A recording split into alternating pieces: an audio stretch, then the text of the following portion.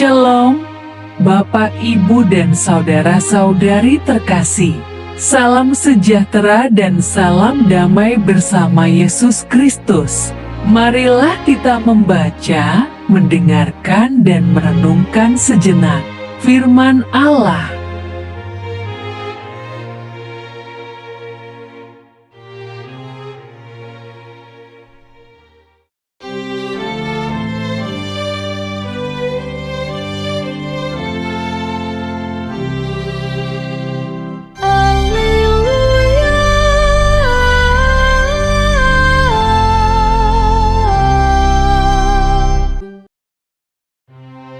Tuhan bersamamu dan bersama rohmu.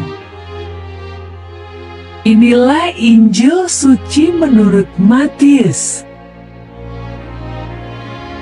Jangan kamu menyangka bahwa Aku datang untuk membawa damai di atas bumi. Aku datang bukan untuk membawa damai, melainkan pedang. Sebab aku datang untuk memisahkan orang dari ayahnya, anak perempuan dari ibunya, menantu perempuan dari ibu mertuanya. Dan musuh orang ialah orang-orang seisi rumahnya. Barang siapa mengasihi bapa atau ibunya lebih daripadaku, ia tidak layak bagiku.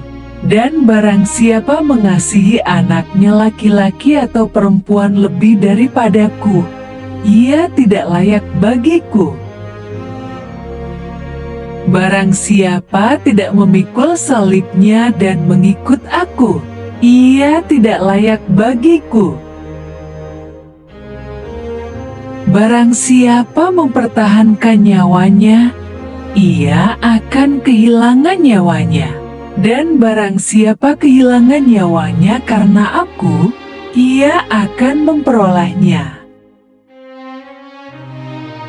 Barang siapa menyambut kamu, ia menyambut aku.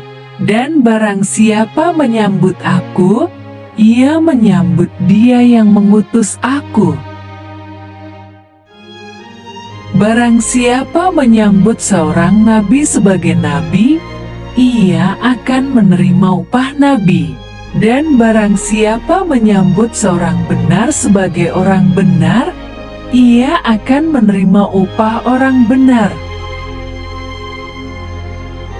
Dan barang siapa memberi air sejuk secangkir saja pun kepada salah seorang yang kecil ini, karena ia muridku, aku berkata kepadamu, sesungguhnya ia tidak akan kehilangan upahnya daripadanya.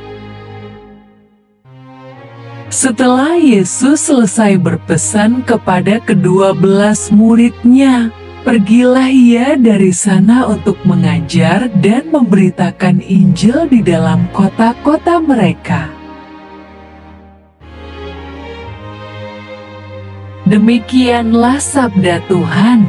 Terpujilah Kristus. Renungan Injil. Bapak, Ibu, dan saudara-saudari terkasih, bacaan Injil Matius hari ini mengenai perikop tentang Yesus membawa pemisahan. Bagaimana mengikutinya? Bacaan hari ini cukup menggetarkan hati mendengarkan perkataan Yesus kepada murid-muridnya. Setelah sebelumnya mereka menjawab panggilan perutusan untuk memberitakan Injil Kerajaan Allah sudah dekat. Bapak, Ibu, dan saudara-saudari terkasih, pedang di sini berbicara mengenai pemisahan antara sikap hidup lama yang berorientasi kepada kebenaran duniawi, dan dengan sikap hidup baru di dalam kebenaran Tuhan. Orang beriman memutuskan untuk mengikuti Yesus, harus benar-benar tegas dan tidak ragu-ragu seperti pedang bermata dua. Satu sisi bagian atasnya lebih tebal dan tumpul, satu sisi bagian bawahnya lebih tipis dan tajam. Apa maksudnya? Terhadap segala perbuatan baik, kita harus menumpuknya menjadi banyak. Terhadap segala perbuatan dosa, kita harus mengikisnya tanpa kompromi. Sebab firman Allah hidup dan kuat dan lebih tajam daripada pedang bermata dua manapun. Ia menusuk amat dalam sampai memisahkan jiwa dan roh, sendi-sendi dan sumsum. Ia sanggup membedakan pertimbangan dan pikiran hati kita. Dan tidak ada suatu makhluk pun yang tersembunyi di hadapannya. Sebab segala sesuatu telanjang dan terbuka di depan mata Dia, yang kepadanya kita harus memberikan pertanggungan jawab. Ada beberapa hal yang patut kita renungkan. Pertama, ayat 35-36. Sebab aku datang untuk memisahkan orang dari ayahnya, anak perempuan dari ibunya, menantu perempuan dari ibu mertuanya, dan musuh orang, ialah orang-orang seisi rumahnya. Bapak, ibu, dan saudara-saudari terkasih, bersyukurlah jika kita tidak mengalami tekanan dari pihak keluarga, karena kita beriman kepada Yesus, sedangkan anggota keluarga lainnya berbeda dengan keyakinan iman kita. Jika itu terjadi, maka semua itu adalah konsekuensi yang mesti ditanggung, karena iman percaya kepada Yesus. Ayat 37. Barang siapa mengasihi bapa atau ibunya lebih daripadaku, ia tidak layak bagiku. Dan barang siapa mengasihi anaknya laki-laki atau perempuan lebih daripadaku, ia tidak layak bagiku. Kasihilah Tuhan Allahmu adalah yang terutama dalam hidup ini, sedangkan mengasihi diri sendiri dan sesama adalah bagian berikutnya. Kita mesti memahami inti dari perintah Allah kepada kita, supaya dapat bertindak sesuai yang dikehendaki Allah. Untuk memahami ayat 35-37, kita membutuhkan hikmat Tuhan, supaya dapat memahami apa yang hendak disampaikan perkataan Yesus ini. Bapak, ibu, dan saudara-saudari terkasih, tidak mungkin Allah berbuat tega seperti bunyi ayat 35-37, tetapi maknanya lebih menekankan pada sikap hati kita untuk bersandar kepada Tuhan, bukan bergantung pada hal-hal lain di luar Tuhan, termasuk bergantung pada keputusan keluarga. Peranan kepala keluarga beserta istrinya sangat dominan untuk mengatur seluruh anggota keluarganya, bersatu padu mendahulukan Tuhan di atas kepentingan keluarga. Jikalau tidak, maka keluarganya akan terkoyak-koyak disebabkan adanya perbedaan dan pertentangan keyakinan iman di antara anggota keluarga. Itu sebabnya, sebelum memutuskan menikah, urusan iman itu penting jangan sampai menjadi penghalangan keutuhan keluarga. Perkawinan beda keyakinan imannya lebih berpotensi terjadi konflik antara suami istri, orang tua anak, menantu dan mertua. Kedua, ayat ke-38. Barang siapa tidak memikul salibnya dan mengikut aku, ia tidak layak bagiku. Menyangkal diri, melepaskan kepentingan diri sendiri bagi orang lain, memikul salib, rela mengorbankan diri demi menyelamatkan orang lain, mengikut Yesus, mau tunduk menuruti semua perkataan Yesus.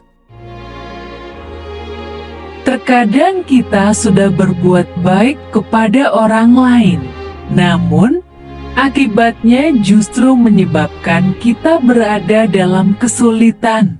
Tetapi kita tahu semua itu akan terjadi dan kita sudah siap untuk mengikuti teladan Yesus. Sebab, lebih baik menderita karena berbuat baik, jika hal itu dikehendaki Allah, daripada menderita karena berbuat jahat. Ketiga, ayat 39.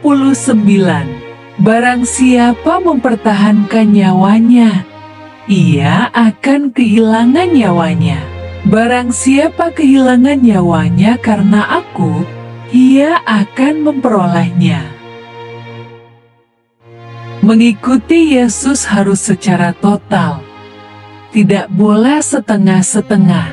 Kita manusia ini sudah ditebus oleh darah Yesus dan sudah dibayar lunas karena penebusan Yesus di kayu salib. Hidup yang kita jalani sekarang ini sesungguhnya adalah milik Tuhan, dan kita tidak mempunyai hak untuk mengatur hidup kita sendiri, melainkan hak Tuhan yang mengatur hidup kita.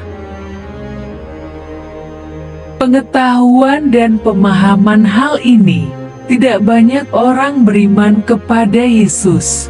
Dia pikir hidup ini dia sendiri yang mengatur. Kehilangan nyawanya karena aku, ia akan memperolehnya.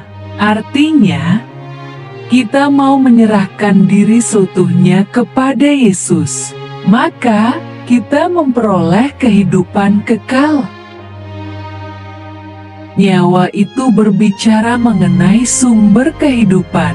Jangan sampai kehilangan nyawa bukan karena Yesus, tetapi disebabkan kesalahan dan perbuatan dosa kita.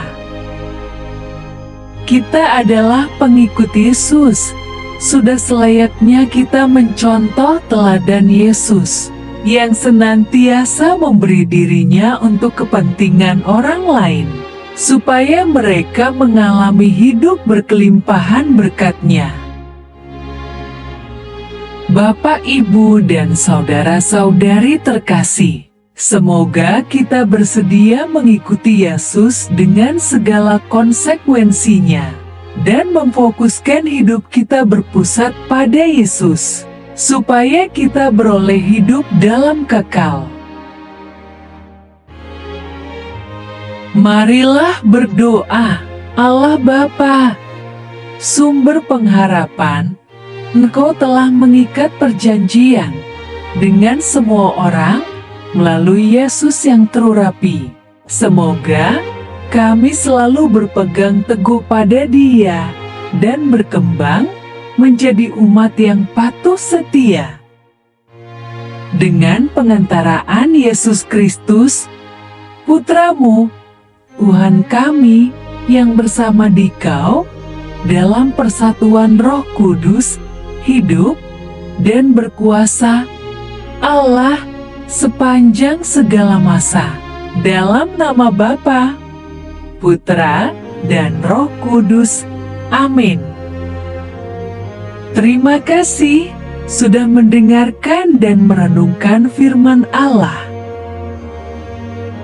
Jangan lupa subscribe dan jangan lupa juga aktifkan loncengnya.